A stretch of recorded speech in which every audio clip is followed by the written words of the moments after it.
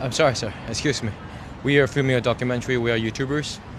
Do you mind if I can ask you some questions, like in 2 minutes? A documentary about? About education, English, business, finance, entrepreneurship. Okay, It's you're gonna be doing real it quick. for what? For your college or? Yeah, for my channel, I am an influencer. I'm a content creator, and I make videos. It's a non-profit. Okay, I'll try. Okay, thank you. So you're working here, right? It's a business trip So which industry are you putting your career in? Like, in financial services. as the majority of the individuals, like they don't have too much financial knowledge. So any useful suggestions you want to share with the people who want to improve their financial knowledge? I think the important thing is common sense, really. Spend within your means and be careful about getting into debt. Of course, if you want to buy somewhere to live, probably you need to borrow money for that. Most people do. But be careful. Try to avoid borrowing money for any other purpose, because as a young person, really you should be trying to save money. Build up your savings, not build up your debt. That's Yeah. really smart. Okay. The one more question is, like the majority of the people say the economy in 2024 is going down, right? And any strategies on finance that we can make to make a long and a lasting, like I would say, the cash flow or income? Well, again, try to put away some money for savings for the long term.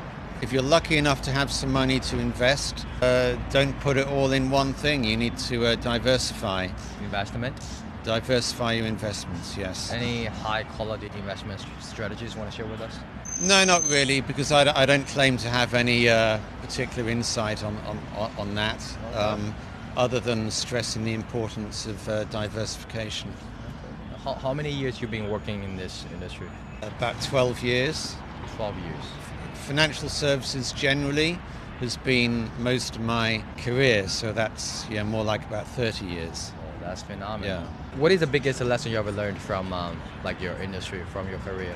Work hard, be determined to deal with the challenges that you come up against, be loyal to your company and your boss.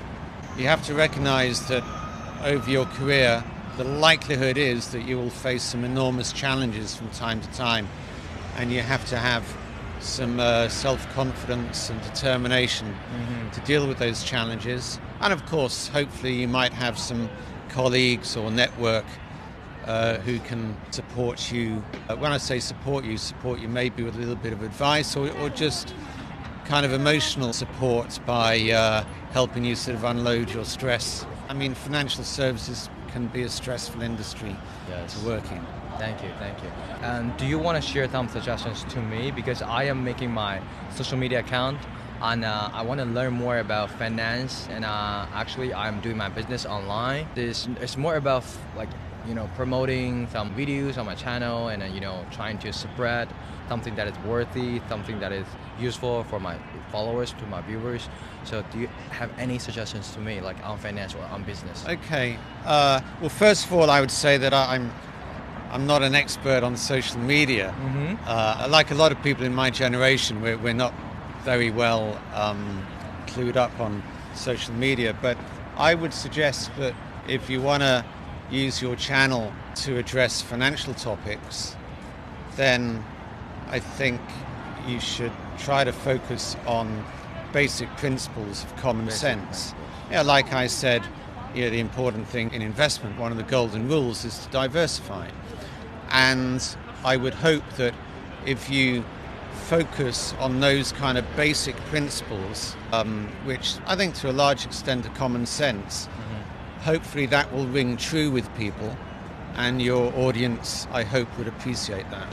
Do you mind sharing like one of the most useful, like you said, the common sense, the knowledge you want to share with my followers? Well, apart from diversification, I think you try to keep things relatively simple.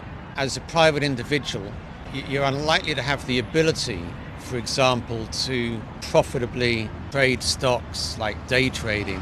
People can get excited about that kind of thing, but the chances are they're going to lose, because if you're trying to trade stocks on a regular basis, you're effectively saying that you can compete with all these big institutions that have huge amounts of resources, technology and expertise. Yes. As a private individual, are you going to be able to beat them? Chances are. And what about the funds? Funds can be a very good thing. They give you a little bit of diversification within the fund itself. And if you're interested in putting some money into funds, you just need to make sure that you find a very reputable fund management company. Find your like a bank manager maybe? And maybe your bank can help you choose, yes. Yeah. How would you define the high quality assets, especially in this current situation? Real estate? Real estate? Real estate, yes. Yeah, possibly. But if you invest directly into real estate, you're investing into something which isn't very liquid, meaning that if you need the money and all your money is tied up in maybe one or two apartments, you just need a little bit of money out. What are you going to do? You maybe need to sell one of those apartments, which might be more money than you need, and it may not be the right timing for the market. But if you're interested in real estate, normally there are more sort of indirect ways to invest. Like? Well, in the market where I live in Hong Kong, and I used to live in Singapore. Those markets have what we call real estate investment trusts, where you're not directly putting money into a property, you're putting money into a trust. And that trust will itself have quite a diversified portfolio, normally of commercial property, not residential, it's normally commercial property.